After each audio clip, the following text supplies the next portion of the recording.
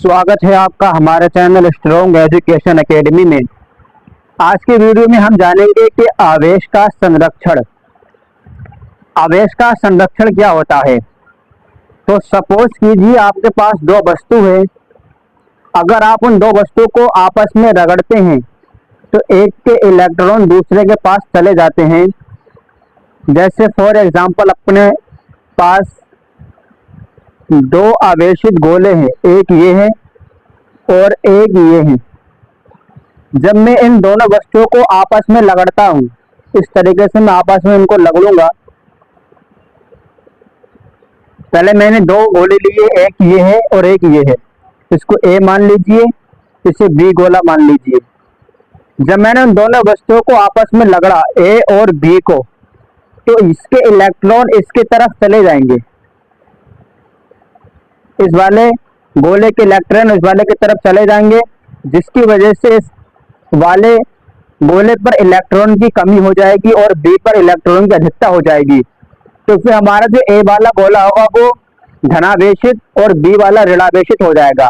यानी जहां पर इलेक्ट्रॉन की कमी होती है वो जो होता है हमारा धनावेशित होता है, और जहां इलेक्ट्रॉन की अधिकता होती है वो हमारा होता है ऋणावेशित। तो जब मैंने दोनों गोलों को आपस में स्पर्श किया तो एक हमारे पास गोला ये आया ए और एक ये आया बी।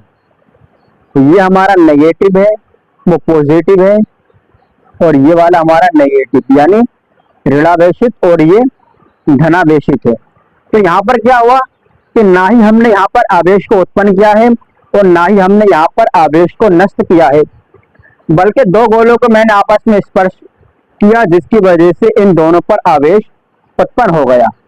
तो इसी परिभाषा में यही देखेंगे कि आवेश को ना तो उत्पन्न किया जा सकता है ना ही नष्ट किया जा सकता है, बल्कि एक वस्तु से दूसरी वस्तु पर स्थानांतरित किया जा सकता है।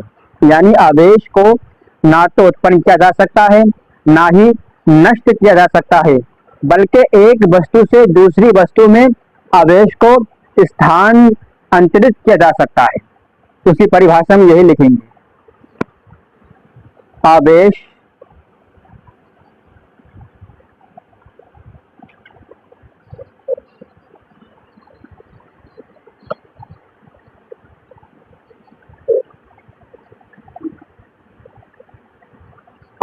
को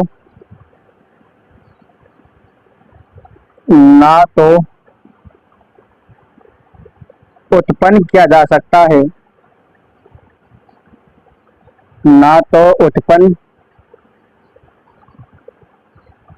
किया जा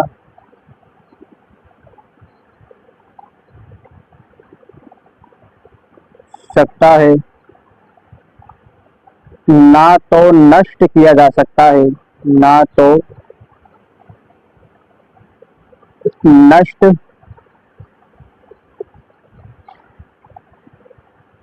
किया जा सकता है।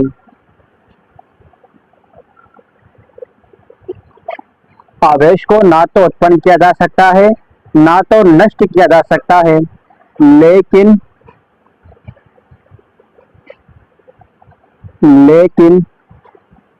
एक वस्तु से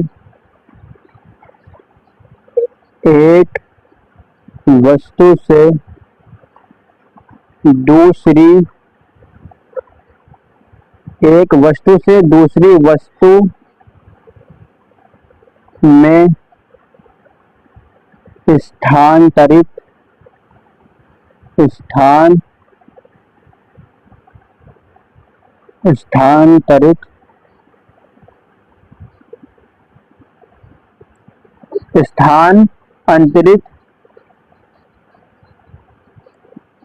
किया